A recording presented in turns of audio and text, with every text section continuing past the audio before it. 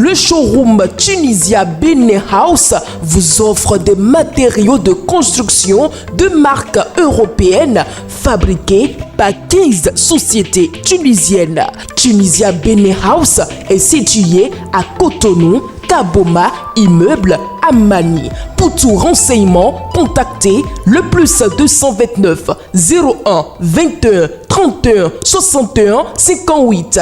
Avec votre showroom Tunisia Bene House, proposez et construisez la maison de vos rêves à un prix imbattable.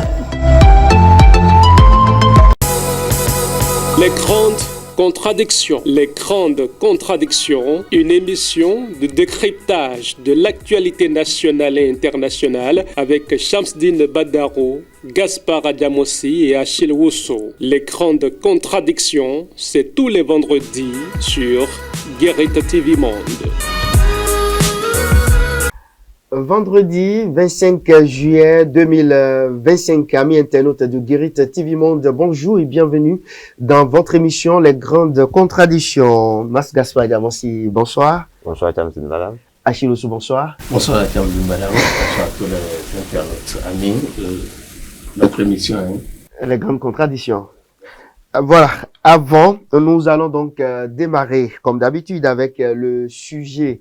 La première rubrique, la rue opine de Fauzia Sefou. Accepteriez-vous, Mas Gaspard Adamossi, de vivre avec un partenaire qui ne veut pas travailler? J'ai une paresseuse, quoi. Non, non. Toute la vérité, hein. J'ai horreur de la paresse. Bon, je ne sais pas. Qui ne veut pas, c'est-à-dire la volonté est là de ne rien faire.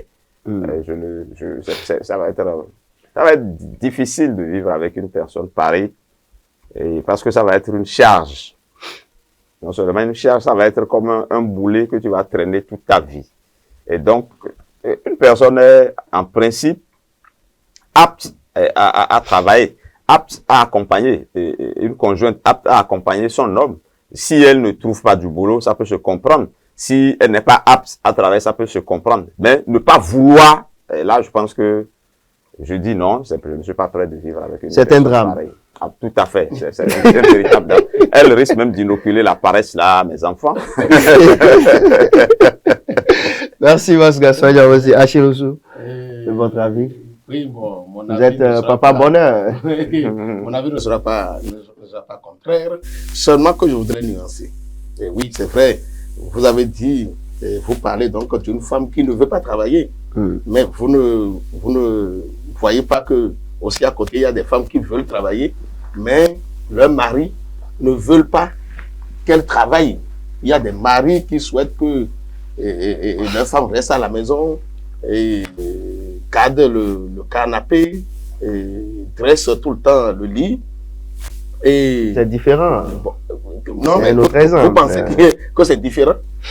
Ce n'est pas différent, parce que à côté, une femme qui veut travailler et le mari refuse, et une femme qui ne veut pas travailler, le mari se plaint. Bon, quand je mets les deux ensemble, je pense que c'est le même cas de figure. Et donc, pour moi, lorsque vous êtes partenaire, vous devez vous compléter. Ça, c'est essentiel. Alors, donc, une femme doit apprendre à faire quelque chose. D'ailleurs, c'est elle qui garde le foyer. C'est elle qui résout les problèmes les plus urgents du foyer. Les enfants vont manger, etc., etc. Donc, et lorsque la femme ne fait rien, en fait, elle est mal à l'aise. Donc, trouver qu'il y a une femme qui ne veut rien faire, bon, je me demande de quelle race elle sort. Hein. Parce que ça, le débat est terminé. Hein. Non, le débat est terminé. Encore une fois, moi, je dis c'est inadmissible. La femme doit travailler. Vous savez, ne pas vouloir travailler là, dans tous ces sens, hein, ce n'est pas seulement ne pas vouloir trouver un boulot et amener de l'argent dans la maison. C'est ne pas vouloir faire la vaisselle, c'est ne pas vouloir préparer, c'est ne pas vouloir... la cuisine. Non, ça, on ne peut pas vivre quand même avec une personne pareille. Je crois que ça va être dramatique. Madame Sanon, quoi. Madame Sanon. C'est plus que dramatique. Merci beaucoup. Nous allons passer à une autre rubrique actuellement. Ah, mais là, Jacques Ayadi a réagi. Hein, et en tout cas, il a tiré dans un sens donné. Je vais donner lecture donc à sa réplique, puisque nous sommes aussi là pour ça. Hein. Il a envoyé un courrier. Je le cite: Cotonou, le 24 juillet 2025. Chers animateurs de l'émission Les grandes contradictions de Guérit TV Monde, je tiens à revenir sur le débat que j'ai suivi, intitulé Ayadji cherche désespérément un contradicteur pour débattre du coût des infrastructures réalisées sous le régime Talon. Si l'essence de l'émission était juste, une erreur s'est malheureusement glissée dans les propos de votre modérateur. En effet, je n'ai jamais décliné une offre de débat contradictoire, quel qu'en soit l'initiateur concernant le secteur des infrastructures et du cadre de vie que le chef de l'État m'a confié. J'avais moi-même organisé une conférence publique en réplique à certaines allégations du parti Les Démocrates sur le coût des infrastructures routières réalisées par le gouvernement actuel. Lors de cette conférence, j'avais invité le parti Les Démocrates à désigner un spécialiste en matière infrastructure routière pour un débat contradictoire. En réponse à cette invitation, Monsieur Jean-Claude Kouagou, membre de ce parti, a affirmé dans l'une de vos émissions être prêt à faire l'exercice.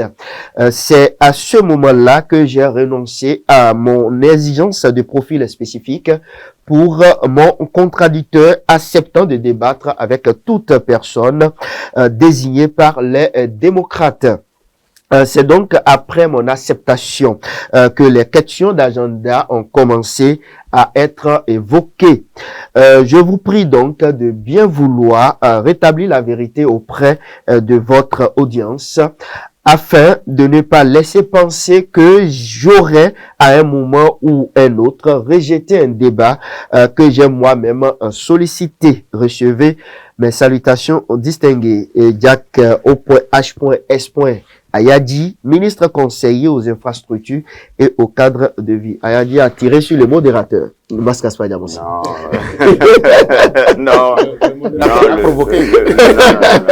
le ministre conseiller n'a pas tiré sur le modérateur. Je ne suis pas sûr qu'il ait cité le modérateur 2 fois dans son message. Le message s'adresse en réalité à nous tous qui avions animé le débat, parce qu'à aucun moment également nous sommes allés contre ce que le modérateur disait, en disant que entre-temps, lui aussi, il avait posé des conditions pour que le débat se mène.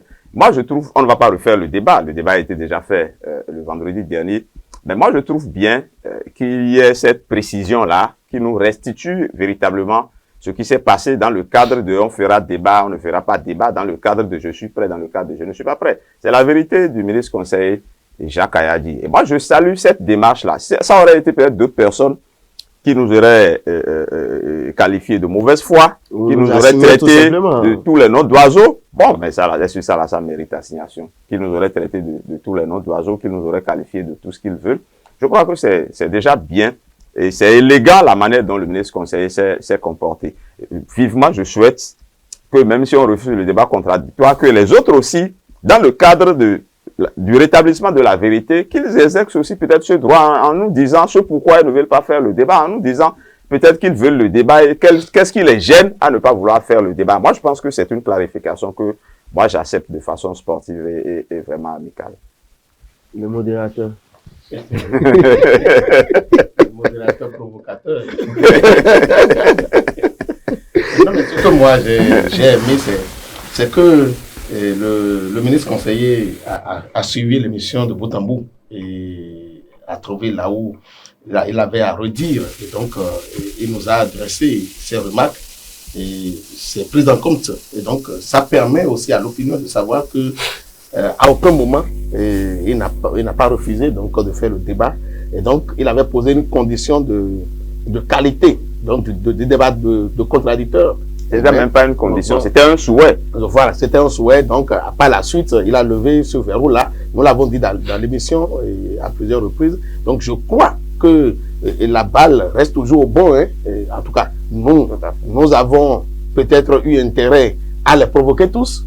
Et donc, il a réagi. Et donc, comme l'a dit Mas Gaspard Yamonsi tout à l'heure, si les démocrates aussi peuvent réagir à cette émission-là, et surtout être touchés dans leur orgueil pour venir s'asseoir et faire le débat avec le ministre conseiller, ce serait tant mieux. Tant mieux. Mais Mas Gaspard Yamonsi, on peut se réjouir, hein, d'une manière ou d'une autre. L'émission est suivie. Non, ça, c'était pas un secret. C'est peut-être une confirmation de plus que non seulement l'émission est suivie, mais qu'elle est suivie par les hautes personnalités du pays. Achiloussou? Oui, non. Je crois que, bon, s'il y avait peut-être à dire ou à demander au ministre conseiller, c'est de lui dire de se tenir toujours prêt, hein, parce que peut-être d'un jour à l'autre, les démocrates vont accepter donc de venir faire le débat avec lui. Merci beaucoup à vous, Achiloussou, je reste toujours avec vous. Élection générale de 2026 au Bénin, la Sénat dévoile la liste des pièces individuelles communes à fournir. Voilà, en tout cas, la Sénat s'adresse comme ça aux potentiels candidats. Oui, voilà. Oui, je crois. Les candidats et surtout les partis politiques. Tout à fait. Et c'est vrai que si nous tenons compte donc de l'expérience qui a été faite en 2000, aux dernières élections législatives, nous avons vu qu'il y avait des grincements de dents, qu'il y avait de plaintes parce que il y avait de nouvelles pièces qui avaient été introduites et donc ça a donné de fil à retordre à certains et donc ce qui a fait penser que c'est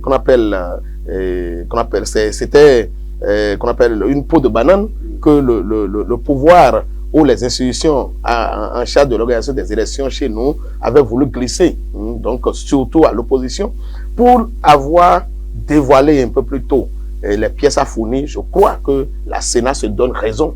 Et donc, je crois peut-être que maintenant, il revient aux potentiels candidats ou aux partis politiques de commencer par prendre les dispositions. Nous avions salué ici, vendredi dernier, la dynamique dans laquelle les institutions en charge donc de l'organisation des élections chez nous se sont lancées. Et donc, nous voulons souhaiter que cela continue de cette façon-là et que les partis politiques prennent leurs dispositions à temps pour que les derniers, qu'on appelle ce que nous constatons au dernier moment avec les réactions qui sont en déphasage avec certains nombres donc dates ou de décisions prises par les institutions en charge donc de l'organisation des élections, que nous n'assistons plus à cela. Mas Gaspard Yamonsi, la Sénat a joué son rôle, mais au niveau des impôts, la direction générale des impôts, c'est un autre problème. Non, c'est un problème pour qui? Pour les potentiels candidats. Non, ben ça veut dire que c'est eux-mêmes qui voudront se créer ces genres de problèmes. Je suppose, hein, si moi je ne veux pas rentrer dans les débats de politique politicienne, ben saluons encore une fois les structures chargées d'organiser les élections qui sont dans une certaine préparation des élections. La dernière fois, nous avons salué ici la Cour constitutionnelle qui a sorti le chronogramme. Et oui, et l'ANEP qui a mis à disposition de la Sénat les listes techniques et autres. Voilà que la Sénat vient en rajouter dans la préparation de ces élections, en sortant les pièces individuelles et communes aussi bien pour la présidentielle que pour les législatives et les communales. Je crois que les potentiels candidats à toutes ces élections sont devant leurs responsabilités. Et les partis politiques sont devant leurs responsabilités. On ne dira plus, on n'a plus le temps. Vous parlez de quitus fiscal. Si quelqu'un a des dettes, il a le temps, d'ici 3 mois, d'essayer d'éponger ces dettes au niveau des impôts. S'il a des négociations à faire pour avoir son quitus fiscal, je crois qu'il a suffisamment le temps pour pouvoir le faire. Si quelqu'un n'a pas encore la caution, il va courir de gauche à droite, s'il doit aller faire des prêts, je crois qu'il a la possibilité, avec le temps qui lui a accordé, de faire ces courses-là. De toutes les façons, je pense que la Sénat a joué sa partition en disant très tôt aux candidats, d'ailleurs, c'est des éléments qui sont déjà dans la loi et que certainement les partis et les candidats connaissent. Mais c'est bon de rappeler et de mettre à la disposition de l'opinion ce qu'il faut pour que ces candidatures-là soient validées. Je crois que, comme je l'ai dit tantôt, la balle est dans le camp des partis politiques et des candidats qui doivent se grouiller finalement pour se mettre à jour par rapport à ces pièces qu'on leur réclame. Parce qu'il y a des pièces individuelles, il y a des pièces communes. Et donc, aussi bien les candidats que les partis ont leur partition à jouer dans ce cadre. On ne pas faire de diligence maintenant parce que être candidat à la présidentielle, par exemple, on sait que les candidatures doivent être connues 3 mois avant. Le 10 octobre prochain. Et nous sommes environ à 2 ou 3 mois de octobre. Donc, 2 mois. 2 mois environ. Donc, je crois que ceux qui sont dans cette dynamique-là devraient déjà commencer par se mettre au pas. Ce que j'ai constaté, c'est que dans cette liste-là, il n'y a pas de nouvelles pièces. En fait, c'est ce que déjà on connaissait et il y a des montants qui sont connus. En ce qui concerne par exemple la caution. La caution est à combien déjà? Bon, écoutez, c'est 25 millions pour la présidentielle, je crois. Mais les lectures sont bonnes, 25 millions pour la présidentielle. Et donc, je crois aussi que désormais, ce n'est plus les candidats qui payent, c'est les partis qui payent la caution. Donc, ça devient un devoir pour tous les militants. Donc, pour cotiser pour pousser, voilà, pour accompagner le candidat qui représente le parti politique. Parce que désormais, on a refusé que les partis ne doivent plus relever donc de la responsabilité d'une seule personnalité ou d'un seul individu. Et donc, en tant que tel, et ce qui reste maintenant, c'est surtout au niveau du quitus fiscal que on doit commencer donc par courir pour se mettre au pas. Donc, je crois que la Sénat a bien fait donc de se mettre aussi dans la dynamique donc des premières institutions comme la Cour constitutionnelle et la NIP, comme l'a rappelé tout à l'heure Gaspard, qui ont donné la lettre très tôt et ont montré donc que le Bénin se prépare à vivre vraiment des élections en 2026. Mas Gaspard Diamansi, la classe politique est toujours dans l'expectative et à quelques mois du dépôt des dossiers. On en parlait justement tout à l'heure. Oui, c'est ce qui paraît bizarre dans le processus. C'est comme si, je crois que c'est une course à double vitesse. Vous savez, les structures s'organisent et ils font le plein de l'organisation, ils sont dans la dynamique. D'ailleurs, je crois que la Sénat, dans la semaine, a lancé également, a demandé aux partis de venir chercher, je crois, les formulaires des parrainages. Bon, c'est reporté, je crois, mais d'ici quelques jours, ça sera fait. Ça veut dire que c'est ceux qui veulent organiser qui s'empressent, mais ceux qui doivent y participer, bizarrement, eux sont aux abonnés absents. Non, peut-être qu'ils se cachent pour l'instant, je ne sais pas ce qui les cache. Même au niveau des partis politiques, ça paraît très bizarre. Parce que généralement, même au niveau des partis politiques, il y a des prétendants, il y a des potentiels candidats, mais aujourd'hui, c'est un peu comme un silence. Bon, c'est peut-être le calme avant la tempête, je n'en sais rien. Au niveau des partis de la majorité, bon, peut-être qu'on aura l'opportunité d'interroger notre ami Ayadi. Qu'est-ce qu'il en pense, quelles sont ses ambitions? Pourquoi pas? Parce que ça, c'est au moins du côté de la majorité. Il y a également, au niveau de l'Union progressiste, le renouveau. C'est vrai que des noms se susurrent, mais on ne sait pas qui sera candidat. Il y a également le bloc républicain. En tout cas, dans tout ce conglomérat-là, pour l'instant, bon, c'est vrai, on vous citera des noms. On vous dira Joseph Dogbenou, on vous dira peut-être Luc Atrokbo, on vous dira Wadaï, on vous citera des noms. Mais aujourd'hui, rien n'est clair. Mais peut-être que c'est une discipline interne à cette formation politique. On n'en sait rien. Bon, j'ai cité des gens au niveau de l'Union progressiste. Pourquoi ne pas citer également Jacques Ayadi? Pourquoi pas Claudine Prudencio? Pourquoi ne pas citer au niveau du bloc républicain? Au niveau du bloc républicain, pourquoi ne pas citer Adambi et autres? Les Badamassi et autres. Non, ça, je parle du côté de la mouvance présidentielle. Du côté de l'opposition aussi, bon, il y a qui est là. Il y a quand même quelqu'un qui ne se cache pas pour dire qu'il en a envie, c'est Wassangari qui essaie. Bon, donc, il y a également des prétendants, mais les gens ne posent pas. Mon ami, beaucoup brûlé. Et ça, c'est le bloc républicain. Mais les gens ne sautent pas le pas. Les gens ne sautent pas le pas. Donc, on a l'impression que les gens ne se mettent pas en ordre de bataille. Mais, vous savez, nous avons affaire à des partis politiques. Les gens vous diront qu'ils sont en train de faire du travail souterrain et que les résultats, mais l'échéance est très proche et nous avons besoin aussi, vous savez, quand une élection arrive, on a besoin d'un certain débat populaire, on a besoin de savoir ce que le candidat de ses idées, un certain nombre de choses. Et donc, ce débat-là, à mon sens, manque un peu à l'actualité. Je n'oublierai pas Daniel Lida également qui a des prétentions. Donc, ils sont un certain nombre, mais ils ne posent pas encore des actes. Peut-être qu'il y a les critères aussi qui les encadrent. On ne peut pas se tromper parce que J'ai suivi Daniel Ida la dernière fois sur une chaîne de télévision, je crois la chaîne du service public, qui avait du mal à se prononcer, surtout par rapport à la question des parrainages. Bon, il en a fait carrément un truc divin où il s'en remet pratiquement à Dieu. Alors. Merci, merci. Achille Osso, Gallo Soglo, c'est du prêt à porter les couleurs du Parti Les Démocrates. Eh bien, bon, c'est le contraire qui aurait étonné. C'est vrai que donc, il a abandonné le projet de... Dans ses nombreux écrits, voilà, on a vu qu'il a ressuscité la RB. Donc, il a compris peut-être que, bon, c'est un parti perdu d'avance. Et je crois que pour avoir choisi donc de déposer ses valises au niveau donc de l'opposition au parti Les Démocrates, il n'a rien fait donc de surprenant. Et nous connaissons sa posture sur le chiquier politique national.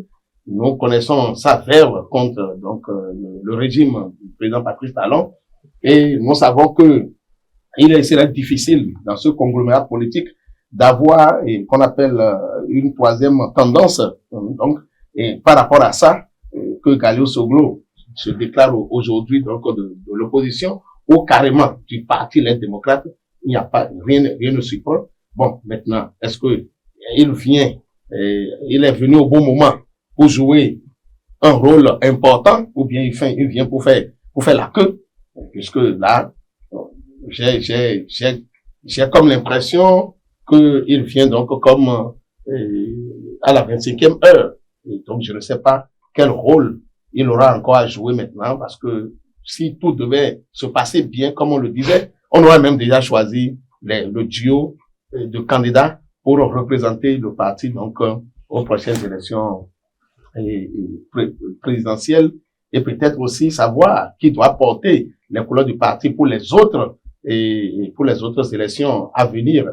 Bon, maintenant la politique étant ce qu'elle est, bon, on va voir ce qu'il pèsera dans la balance. Mais bon, quant à aujourd'hui jauger son poids sur l'échiquier politique, je ne sais pas ce que Gallo Soglo peut véritablement apporter à l'opposition, au parti Les Démocrates. Pourquoi vous pouvez dire des choses? Mais son père est là. Pardon? Son père est là.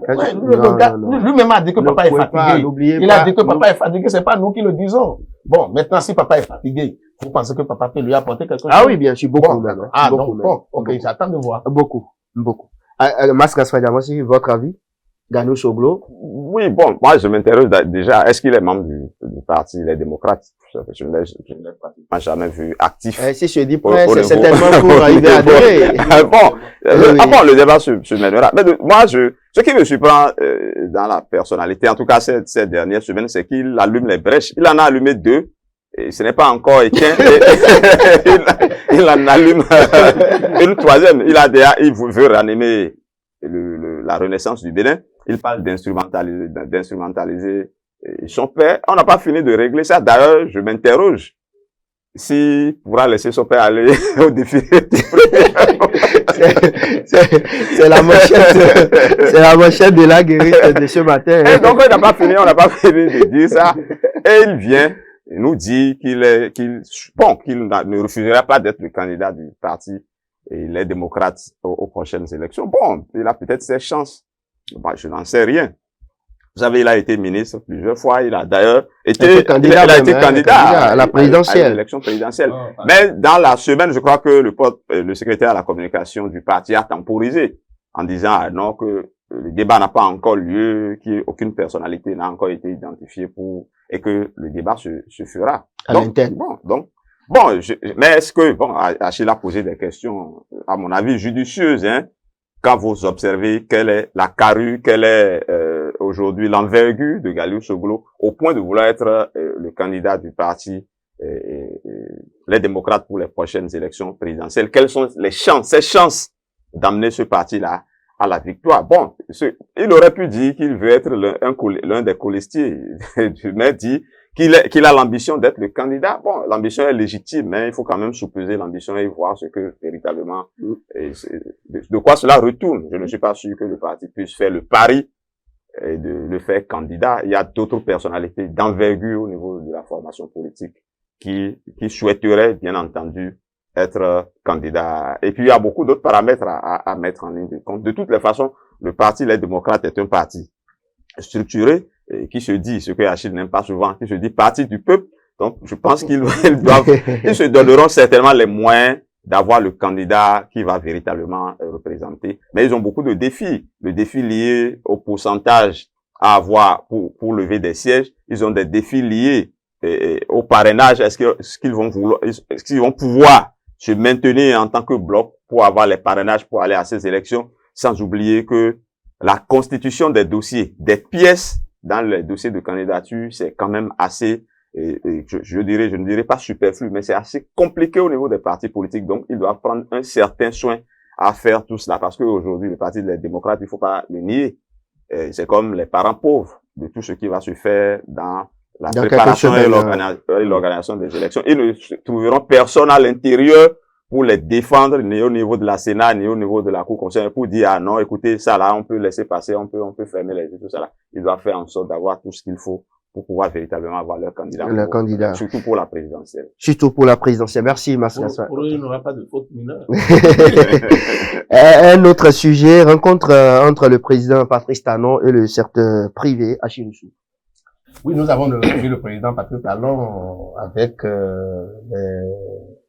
les opérateurs économiques dans un schéma de discussion que je n'avais pas compris parce que tout le monde était resté carrément debout, quoi. Bon, je n'avais pas compris, mais c'était quand même dans une certaine élégance, je crois, que les discussions ont été franches et que les opérateurs économiques ont eu le courage, donc, de dire un certain nombre de choses au président de la République parce que, qu'on le veuille ou non, et nous voyons que les choses coûtent de plus en plus cher sur le marché pour se défendre. Donc, tout le monde dit que ce sont les taxes, ce sont les impôts. Et donc, je crois que à ce niveau-là, ils ont pu discuter avec le chef de l'État et que on peut supposer qu'il y a eu des avancées, que bon, cela aura de répercussions sur le consommateur final que nous constituons, parce que, qu'on le veuille ou non, vraiment, on lit tout, qu'on appelle la guerre entre l'Ukraine et la Russie, on lit tout à la Covid, mais que des mesures pouvaient être prises à l'interne sur le plan national pour alléger quand même un certain nombre de difficultés aux gens. Nous savons que le pays a besoin de moyens pour fonctionner et pour donc se développer, mais on doit quand même tenir aussi compte donc du panier de la ménagère ou des moyens, du niveau de vie donc de la population. Et donc cette rencontre, je crois que cela devait aller dans l'avantage donc du consommateur final, dans l'avantage du peuple, et puisque bon, jusque là, on n'a pas eu de voix contraire pour nous dire que ils n'ont pas été écoutés. Je crois que les opérateurs économiques ont pu parler au président et que le président, comme il a fait devant les élus communaux, les maires et leurs adjoints, et des dispositions ou des décisions seront prises pour donc permettre donc que le secteur privé se porte de plus en plus au mieux dans notre pays. Mascassa Yamassi. Talon a parlé avec les opérateurs. Oui, c'est son milieu, il les connaît. Je voudrais d'abord parler de la forme. Vous savez, c'est pas souvent les rencontres où on est assis autour d'une table, les autres sont en face, où on administre un discours magistral et autres là. Le chef de l'État est rentré dans le format souvent des rencontres au niveau des hommes d'affaires. Généralement, quand il y a des rencontres à l'international un peu partout, il y a toujours cette forme de rencontre que les gens organisent, qu'ils appellent le B2B, oui, où ils ont l'opportunité de se parler face à face ou en petit groupe. Je crois que c'est dans ce format que ça a été organisé. Donc, le chef de l'État est rentré un peu dans la dynamique des rencontres avec les hommes d'affaires pour organiser cette séance. Et vous allez voir, en dehors de ce qu'il leur parle de façon globale, il y a eu des petits groupes où il parlait à des groupes. Je crois que c'est intéressant. Et n'oublions pas aussi que le secteur privé, les opérateurs économiques sont ceux qui créent la richesse dans le pays. C'est important que le chef de l'État prenne langue avec ceux-là, qu'il essaie de comprendre leurs difficultés, voir dans quelle mesure trouver des solutions à ces difficultés-là. Et je crois que c'est une dynamique que le chef de l'État a entrepris ici. Et je ne me trompe pas au niveau de mes sources. Je crois que cette semaine et la semaine prochaine, il va engager également d'autres rencontres avec d'autres acteurs de la vie socio-professionnelle de notre Mais je vous ai pas vu dans la salle, hein, Mascassois Diamossi. Vous êtes un opérateur économique. Un petit opérateur. C'est les grands, les géants opérateurs économiques.